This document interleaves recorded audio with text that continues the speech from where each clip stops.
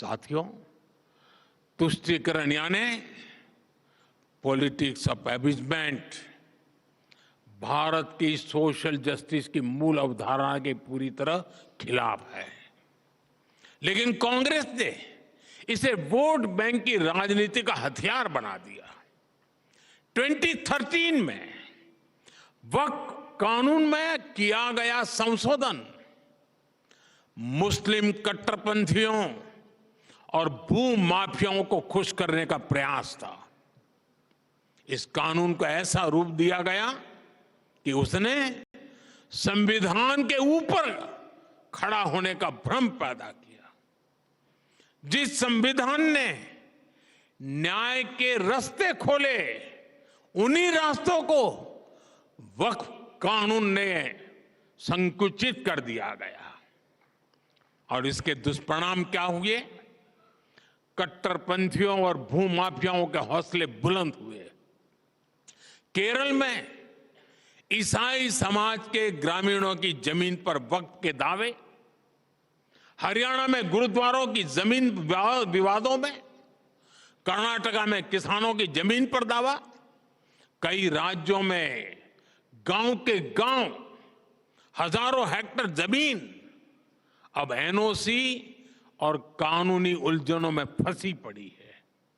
मंदिर हो, चर्च हो, गुरुद्वारे हो, खेत हो, सरकारी जमीनें हो, किसी को भी अब भरोसा नहीं रह गया था कि उनकी जमीन उनकी ही रहेगी। सिर्फ एक नोटिस आता था और लोग अपने ही घर और खेत के लिए कागज ढूंढते रह जाते थे। जो कानून न्याय के लिए था वो डर का कारण बन गया। ये कैसा कानून था? साथियों, मैं देश की संसद को सर्व समाज के हित में, मुस्लिम समाज के हित में एक शानदार कानून बनाने के लिए बधाई देता हूं।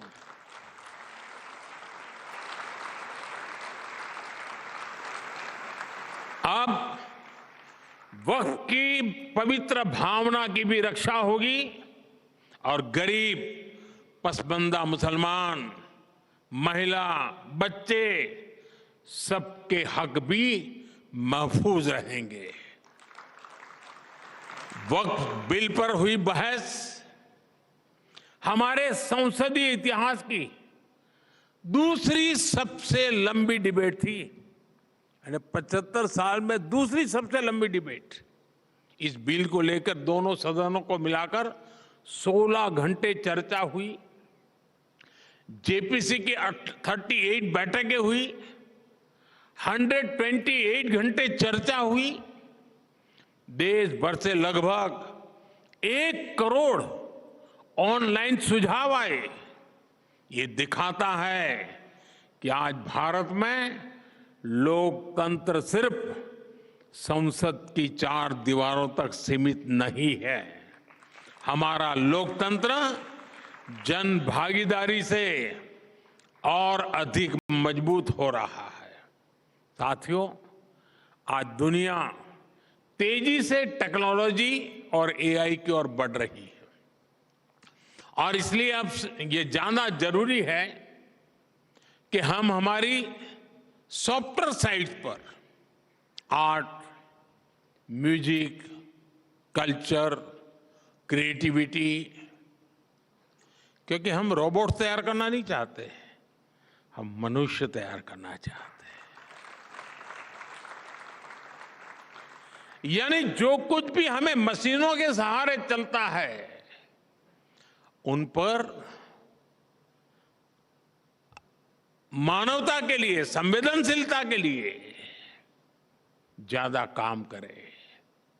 एंटरटेनमेंट आज दुनिया की सबसे बड़ी इंडस्ट्री में से एक है और आने वाले समय में इसका और विस्तार होगा। ऐसे ही समय में हमने आर्ट और कल्चर को एनकरेज करने के लिए, इसे सेलिब्रेट करने के लिए वेव्स और अभी राहुल जब भाषण कर रहे थे शायद 10 बार वेव्स आए हैं, 10 बार वेव शब्द था, लेकिन वो वेव 14 में ही शुरू हुआ ऐसा नहीं, हर 10 साल में नए रंग रूप के साथ आता है। और आज जो मैं इस वेव्स की बात कर रहा हूं, यानी वेव्स यानी world audio visual and entertainment summit, इस वेव्स नाम का प्लेटफॉर्म बनाया गया है। अगले महीने मुंबई में इसका बहुत बड़ा आयोजन होने जा रहा है और ये लगातार होते रहने वाला है। एक लंबी व्यवस्था खड़ी हो रही है।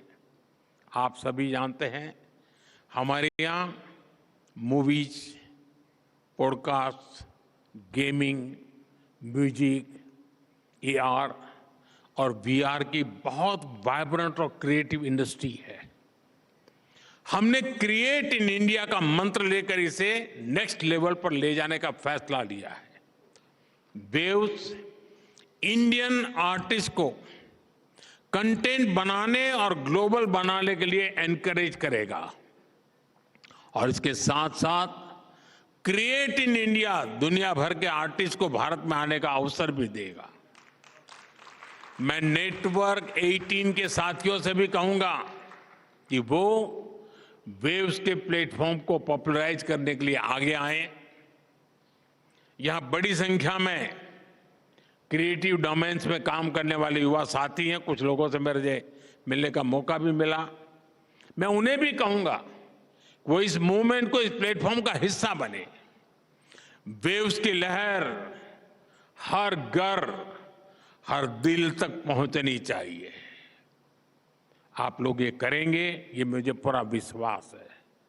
साथियों, नेटवर्क 18 ने इस समिट के माध्यम से देश के युवाओं की क्रिएटिविटी, उनकी सोच, उनकी संकल्प शक्ति को जिस तरह सामने रखा है वह सराहनीय है। आपने युवाओं को एंगेज किया,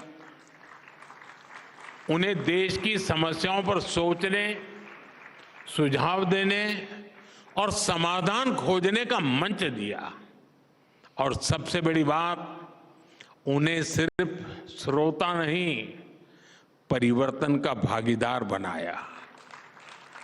अब मैं देश की यूनिवर्सिटीज, कॉलेज और रिसर्च इंस्टीट्यूशन से आग्रह करता हूं कि समिट के एंगेजमेंट को आगे ले जाएं।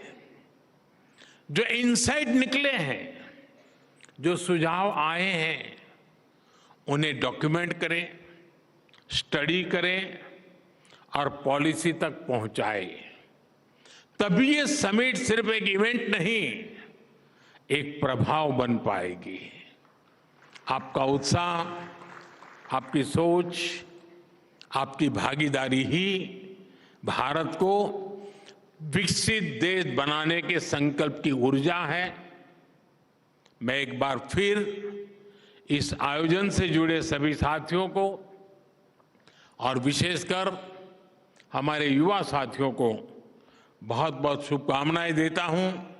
बहुत बहुत धन्यवाद।